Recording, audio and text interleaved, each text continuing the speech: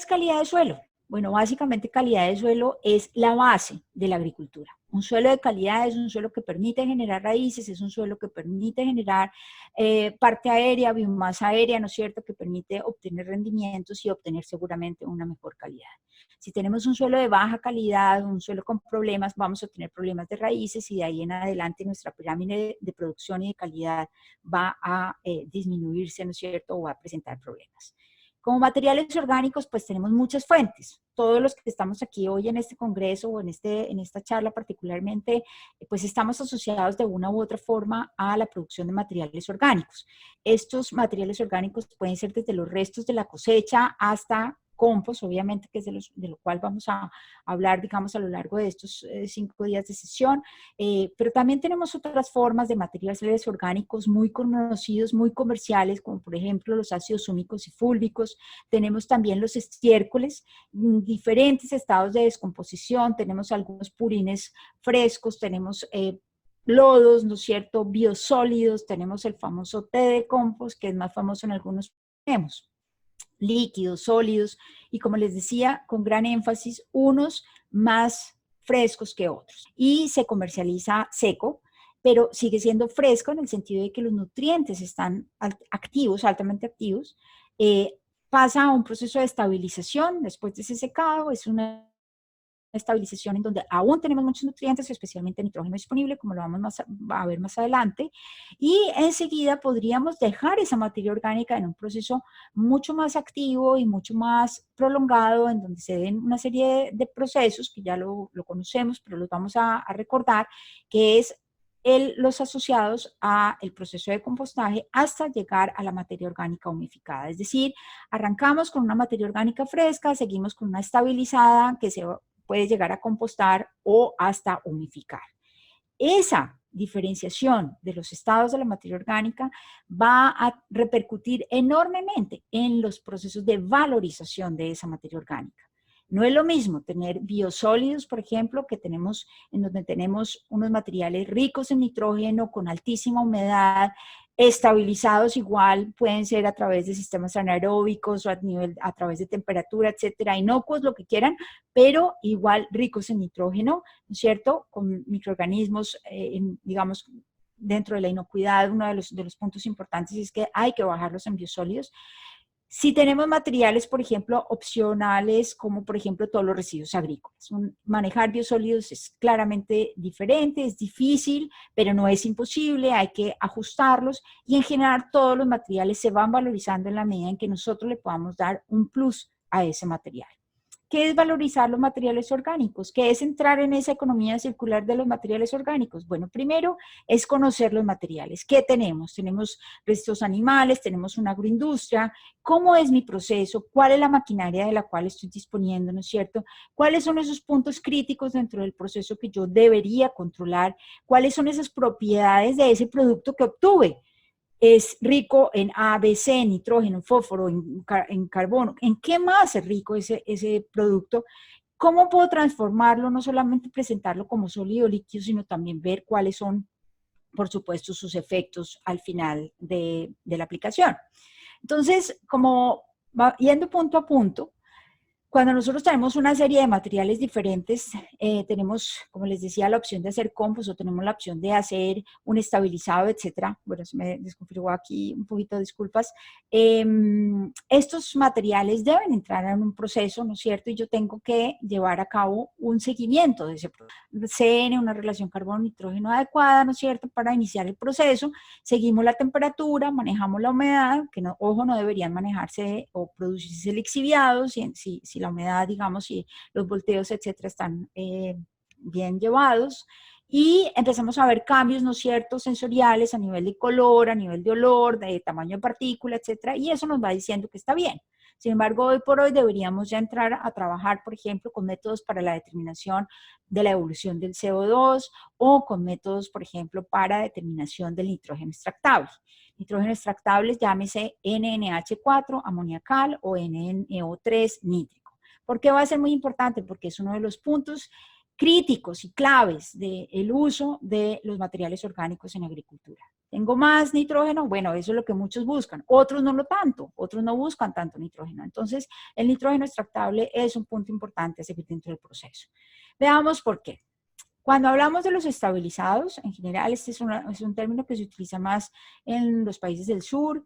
En Colombia estamos hablando de pollinasas secas o de gallinasas secas.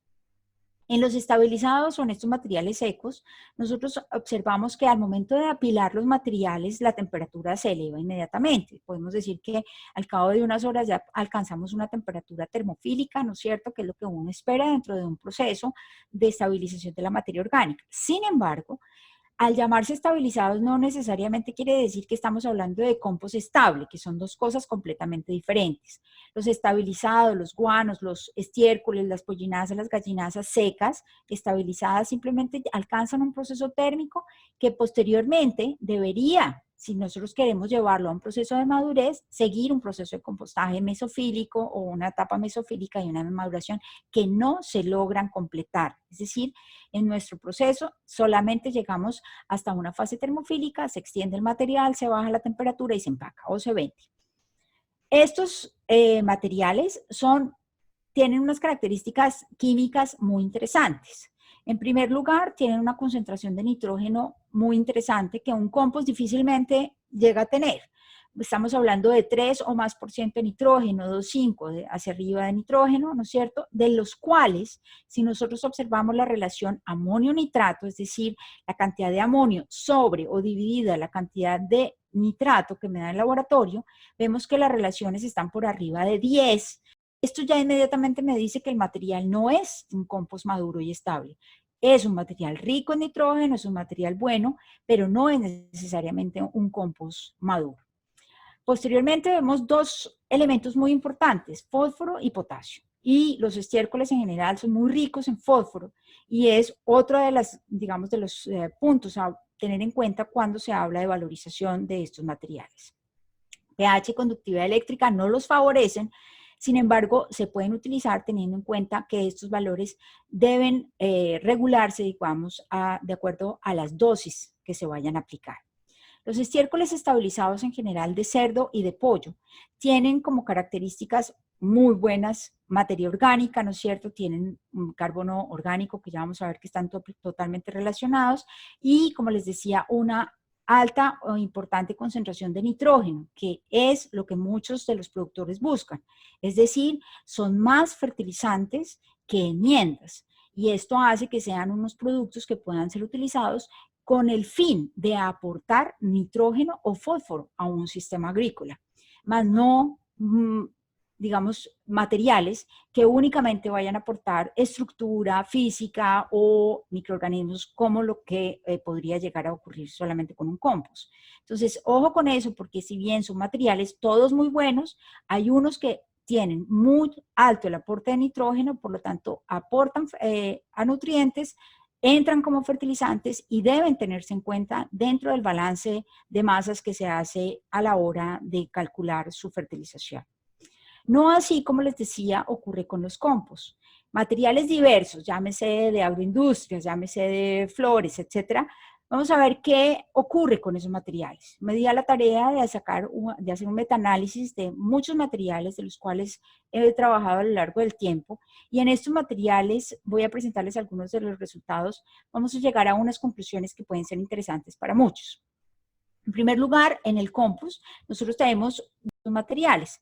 En esas subidas y bajadas de temperatura, lo que nosotros estamos logrando, como ya todos lo saben, es estabilizar, ¿no es cierto?, sanitizar, favorecer la degradación por parte de las enzimas. Muchas de estas enzimas que trabajan en el proceso de compostaje, o de los microorganismos mejor que trabajan en el proceso de compostaje, son termofílicos y estas enzimas no es que no se produzcan en la mesofilia, se pueden producir durante las etapas mesofílicas, pero se activan mucho más o su actividad potencial es mucho mayor bajo condiciones de temperatura alta.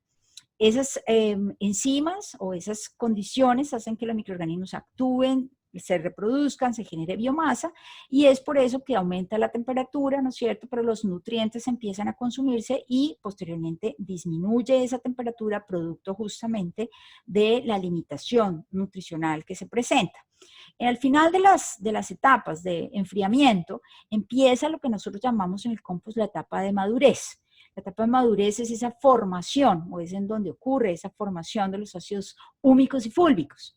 No quiere decir que en las primeras etapas no consigamos ácidos húmicos y fúlbicos. Sí, nosotros podemos obtener de distintos materiales ácidos húmicos y fúlbicos, pero la idea es tratar de estabilizar la mayor cantidad de materia orgánica, que no quede suelta, sino que se polimerice para la formación de los ácidos húmicos y fúlbicos. Como ven entonces, un compost vegetal, por ejemplo, aporta también carbono, pero aporta mucho menos nitrógeno que lo que podría llegar a aportar un material estabilizado de pollo o un biosólido. Aporta mucho menos fósforo que lo que pueden aportar los estiércoles animales o los biosólidos de una planta de tratamiento de residuales. ¿Aporta potasio? Sí, también aporta potasio, dependiendo de la, digamos, del origen. Si estamos hablando de compost vegetal de palma o compost vegetal de banano, pues tenemos altas concentraciones de potasio, no así, por ejemplo, en compost de flores. Entonces, cada material aporta unas propiedades y le da un input diferente o diferencial a cada compost producido. Por eso es importante conocer